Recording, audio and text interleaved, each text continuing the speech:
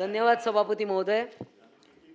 खरं तर या लक्षवेधी या 260च्या प्रस्तावामध्ये अतिशय गंभीर असे प्रश्न उपस्थित केलेले आहेत. अर्थात सरकार प्रयत्न करत आहेत. माननीय शिक्षण मंत्री इकडे बसले, उच्च शिक्षण मंत्री देखील आहेत.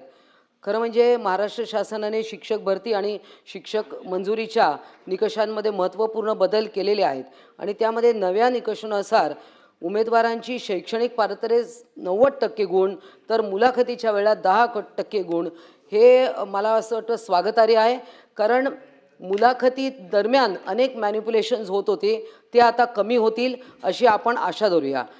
आणि राज्यातील रिक्त शिक्षक पदे भरून काढण्यासाठी पवित्र पोर्टलच्या माध्यमातून 9,000हून अधिक शिक्षक पदांसाठी भरती प्रक्रिया राबवण्यात येत आहे. ही देखील स्वागतार्ह गोष्ट आहे. तिसरा मुद्दा जो मला या सरकारने उल्लेखनीय केला तो सांगायचं आहे की केवळ 20 विद्यार्थ्यांच्या पटसंख्येवरही 3 शिक्षकांची मंजुरी देण्याचा निर्णय हा घेतला आहे. हा देखील स्वागतार्ह आणि त्यामुळे दुर्गम आणि कमी पटसंख्येच्या शाळांच्या शिक्षकांची उपलब्धता होणार आहे. परंतु मूळ जो प्रश्न मी पुढच्या प्रश्नाकडे वळते की ते म्हणजे हे पेपर लिकेज जे होतात पेपर फुटीवर. मला तर वाटतं हे जे कोचिंग क्लास आहेत विविध, या कोचिंग क्लासवर सगळ्यात पहिले गदा आणली पाहिजे. कारण जगाच्या पाठीवर कुठेही एवढं पॅरलल एज्युकेशन सुरू नाही आहे. जितके तास विद्यार्थी शाळेत बसतात तितक्याच वेळ कोचिंग क्लासमध्ये बसतात. आणि हे जे नीटचा पेपर फुटी आपण पाहिलं ते मोठे गावकर, त्यांची जाहिरात काय होती? डॉक्टर आणि इंजिनियर बनवण्याची फॅक्टरी. याच सभागृहामध्ये मी हा विषय घेतला होता. डॉक्टर आणि इंजिनियर तयार करण्याची फॅक्टरी म्हणजे मोठे गावकर सरांचा क्लास. खरं तिथूनच हा विषय कारखाना म्हणजे हे किती. आणि याच्यावरच खरं ऑब्जेक्शन मी अनेक वेळा घेतलं होतं याच सभागृहात. आणि त्यामुळे आमच्या क्लासमध्ये शिकलेले कसे तुम्ही नग मेडिकलला जाणार, कसे इंजिनिअरिंगला जाणार, त्या विद्यार्थ्यांचे फोटो झळकवतात की जे त्यांच्या क्लासमधून मग गेलेत. आणि त्यामुळे पेपर फुटीचं मूळ कुठे असेल तर हे सगळे कोचिंग क्लास आहे. शिक्षण मंत्री महोदय इथे बसलेत, भुसे साहेब. 7 वर्ष झाले आपण कायदा करतोय कोचिंग क्लासचा, तो अजूनही झालेला नाही आहे. मला असं वाटतं येणाऱ्या डिसेंबर अधिवेशनमध्ये आपण हा कायदा आणावा पुढच्या अधिवेशनात. कारण आपण शाळांना एवढे सगळे नियम लावतो.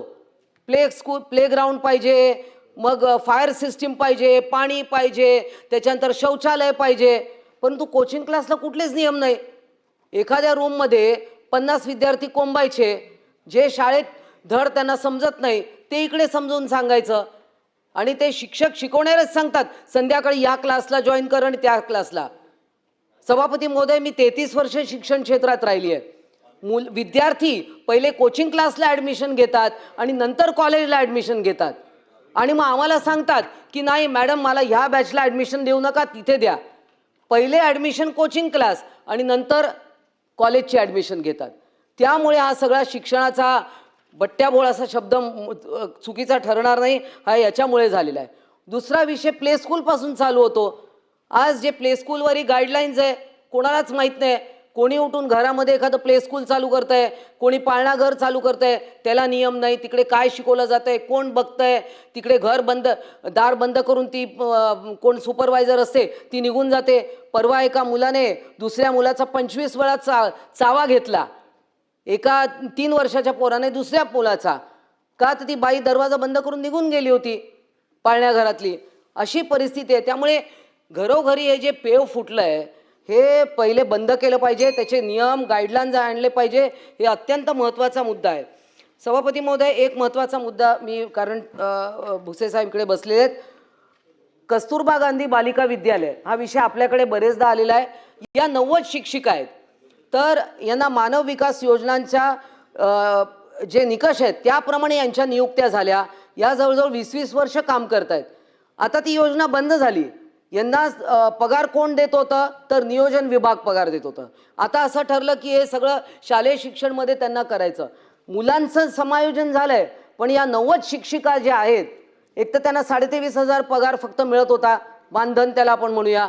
तर या आता आज केंद्राचं पण पत्र माझ्याकडे आहे.